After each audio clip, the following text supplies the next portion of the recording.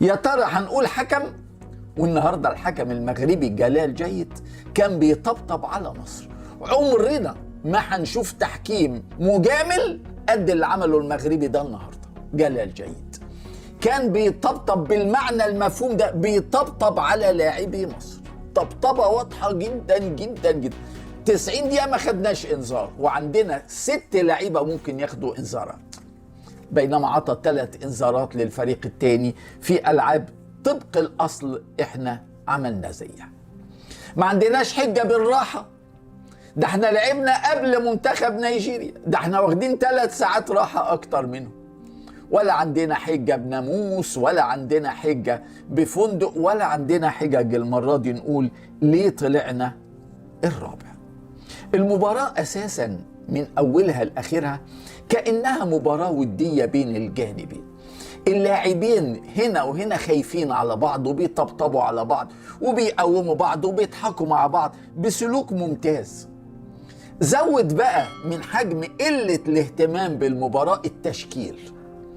المنتخب النيجيري نزل المباراة وهو مريح 5 لاعبين أساسيين.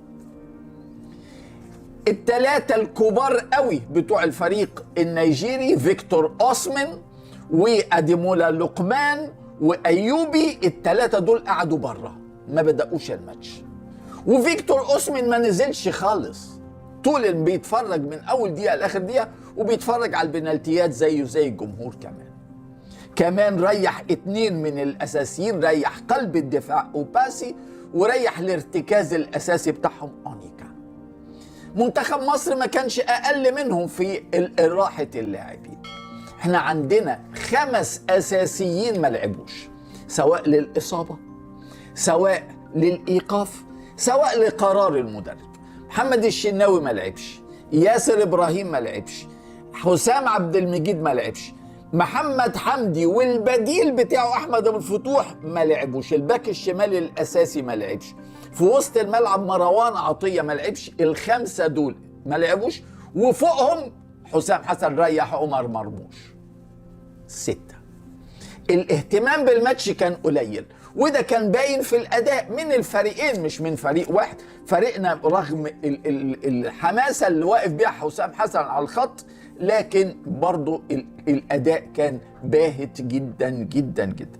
الحكم المغربي عارف حساسية الموقف وعارف التوتر الكبير اللي بين الجماهير المصرية والمغربية، فعمل دور إيجابي جدا، عمل دور محترم في رعاية هذا الموقف وفي إنه ما يولعش المسألة. كان ناعم قوي قوي مع كل المخالفات اللي عملها لاعبي مصر. مفيش ولا إنذار لمنتخب مصر في 90 دقيقة. ممكن جدا حمدي فتحي ياخد بدل الإنذار 2 و3 و4. الحكم المغربي ألغى هدف لنيجيريا أحرزه أكور في نهاية الشوط الأول بضربة رأسية في مرمى خالي. ألغاه لمخالفة ارتكبها لاعب آخر أونواتشي مع حمدي فتحي. الحكم بتاع الفيديو بالحل بن إبراهيم هو اللي استدعى حكم الساحة جلال جيد وفرجوا على الكوع بتاع أوناتشي في خد ورقبة حمدي فتحي. صحيح حمدي فتحي مثل فيها وزود لكن فاول، وقانون الكرة ما فيهوش فاول تقيل وفاول خفيف.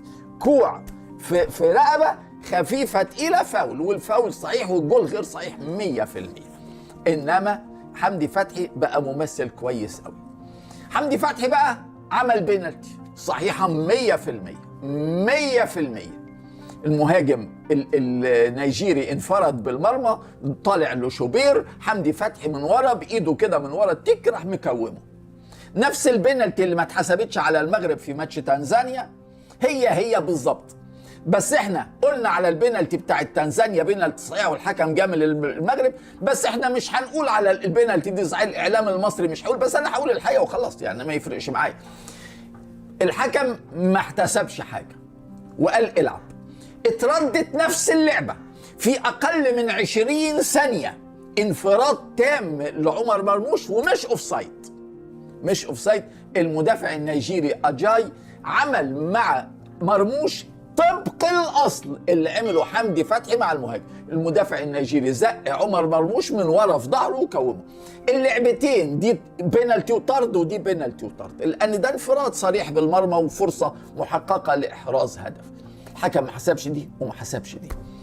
اللعب توقف بعديها لمفحص الفار.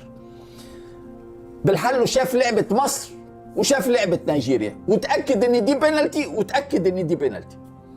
لكن القانون بيقول البينالتي بتاعت نيجيريا هي اللي تتحسب الاول، لان البينالتي بتاعت مصر بعديها.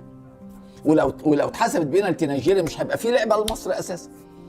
فالحكم بالحل ابراهيم برضه مراعي الموقف ومراعي الدنيا ماشيه ازاي، فقال لك ما فيش لا هنا ولا هنا، ودي البينالتي ودي بينالتي وما فيش حاجه، واقفل على الموضوع وعدت اللعبتين من غير اي حاجه وما استدعاش الحكم. قبل ما ادخل في تفاصيل المباراه البطيئه الممله، اقول لكم ان منتخب مصر عجز على مدار 3 ساعات في الدور نصف النهائي وفي مباراة الثالث والرابع 4 أشواط، أمام السنغال شوطين وأمام نيجيريا شوطين، عجز على إنه يجيب جول واحد بس. أي جول ما جبناش على الإطلاق.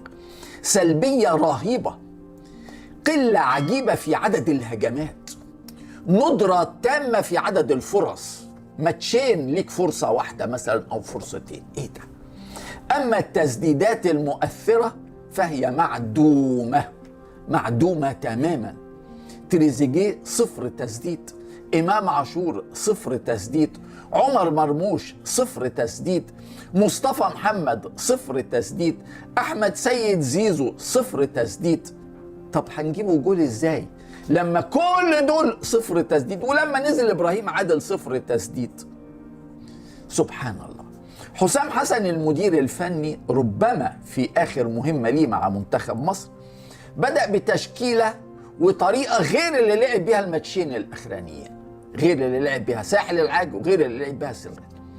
بعد ما كان بيلعب ب2 مهاجمين بس بدأ ب5 مهاجمين. بدأ بطريقة 4-3-3 بعد ما كان بيلعب 5 ورا بقى 4 ورا، ويا ريت 4 في أماكنهم، 2 من ال4 دول مش في أماكنهم. محمد هاني في مكانه باك يمين، ورامي ربيعة في مكانه قلب دفاع. حمدي فتحي اللي بيرجع من وسط الملعب عشان يلعب ليبرو ورا ال2 مدافعين، ما لعبش ليبرو النهارده، لعب مساك ستوبر، ودي مش حتته انما عملها كويس الحقيقة. وخالد صبحي اللي بيلعب ستوبر مع المصري لعبه باك شمال مكان احمد ابو الفتوح ومكان محمد حمدي، والله وادى كويس، وال4 مدافعين عملوا واجبهم. ومصطفى شوبير كان عامل ماتش كويس الحقيقه.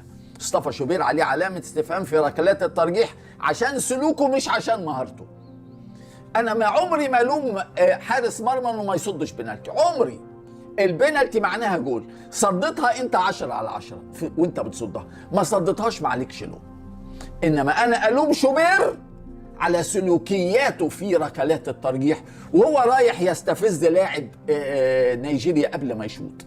يا أخي اللعب النظيف والروح الرياضية أهم 1000 مرة، أهم 1000 مرة من إنك تستفز لاعب عشان يغلط عشان تصدها عشان تكسب عشان أنت استفزيته. ما لا، التاريخ بيذكر السلوكيات الحلوة، وأنت من فضل الله لحد اللحظة دي سلوكياتك حلوة. إيه اللي حصل؟ رحت مع حسام حسن هتتغير؟